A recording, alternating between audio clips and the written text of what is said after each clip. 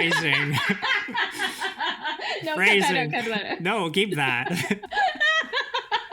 Welcome back to Dastardly Hamster, where we try to convert each other into fans of our favorite bands. Today, I'm going to be introducing Liam to Korn. Liam, what do you know about Korn, and what are you expecting? Almost nothing. I recognize this song title, Freak on a Leash, but I don't think I've heard it. I guess we'll see. This is a band that I saw a lot of people in high school wear t-shirts of. That's my extent of knowledge about Korn. What are you expecting musically? So this is going to sound weird. There's not like a single song I can point to, but for some reason I think of Korn and Slipknot in the same category. Interesting. They're absolutely not, but they have a lot of crossover in terms of fans. I am within that Venn diagram. This video, I remember it from around 2002, which was very shortly after The Matrix came out.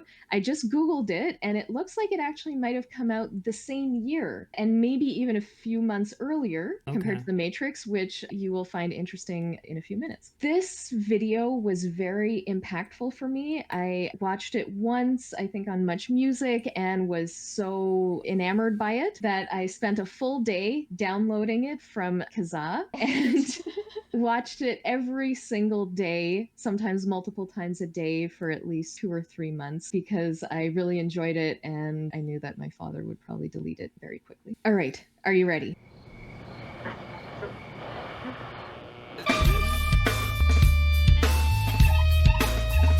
Oh. So, this is cool. It's a cartoon. It's animated.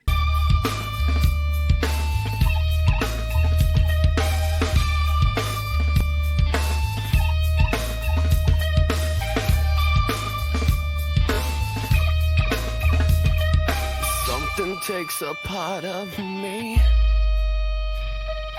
Something lost and never seen. Every time I start to believe,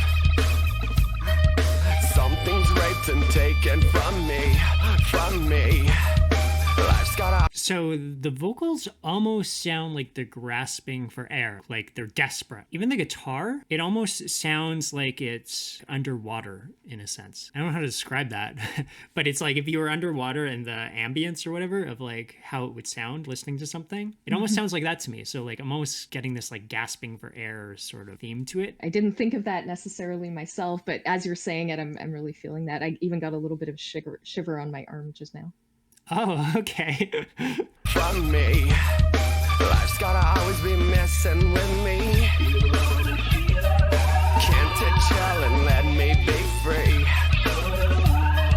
Can't I take away all this pain? I try to every night, all in vain. Sometimes I cannot take this place. Sometimes it's my life I can't taste. Sometimes I cannot feel my face. You'll never see me fall from grace.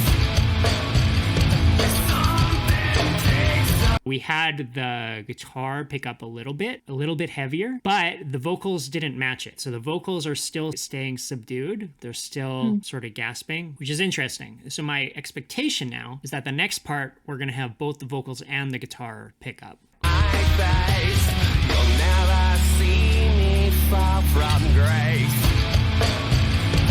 Something takes a part of me. You and I were meant to be. A cheap part for me to lay. Something takes a part of me.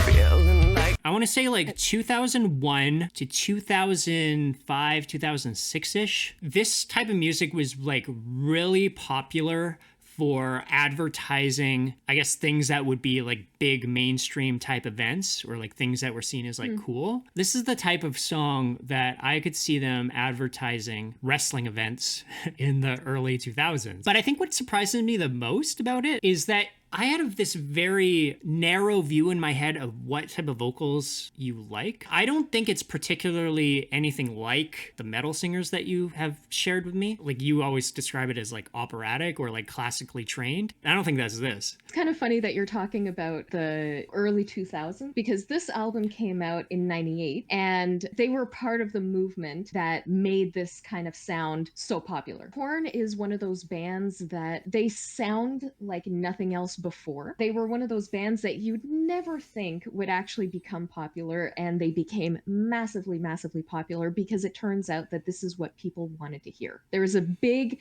Korn-sized hole. Phrasing. No, Phrasing. cut that out. No, keep that.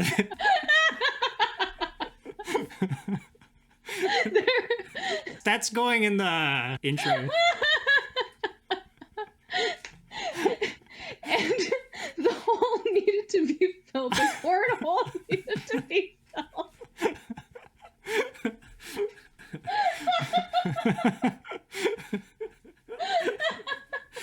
So anyway, the Korn needed to exist, and everybody actually wanted Korn. We just didn't know it yet. So it became popular, and it became one of those things that now it feels ubiquitous, but in fact they were out 5 years, 7 years before you're even talking about. So, and in terms of what I like, you're going to hear in a few minutes what is so particularly unique about Korn. If he didn't have those unique points, I would find him generally too nasally, but I like the instrumentation of the band enough that it doesn't bother me. Feeling like a freak on a leash. Feeling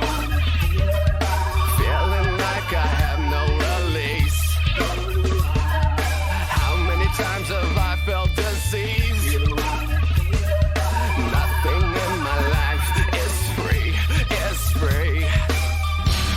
Sometimes I cannot take this place. Sometimes it's my life I can't taste. Sometimes I cannot feel my face. You'll never see me far from grace. Something takes a part of me. You and I were meant to be.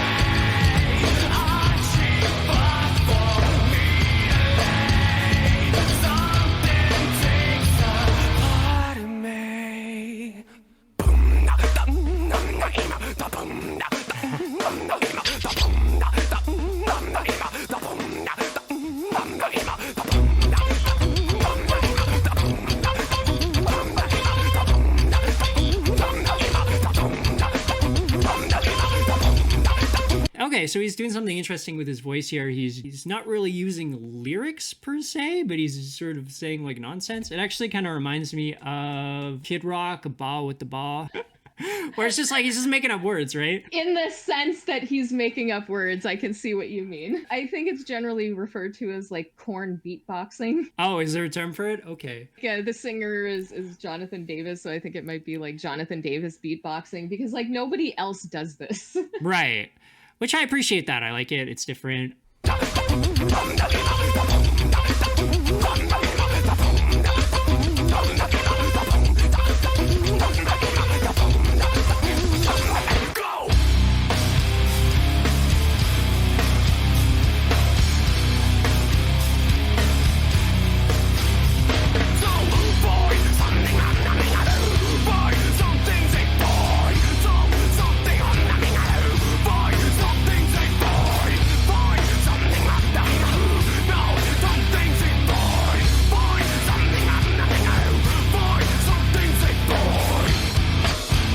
So I really like that part. I thought that like raised the adrenaline a bit. Probably my favorite part of the song so far. I think this would be great in like an action scene. You just play that in the background. That would be so good. Likewise, it's also my favorite part of that song.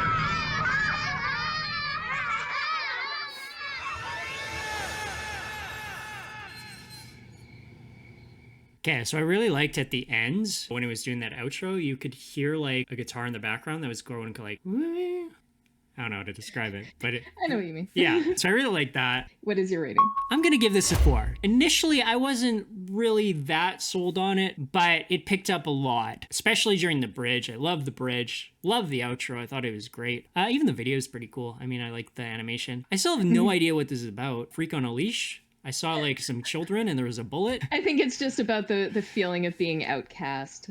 Outcast but restrained.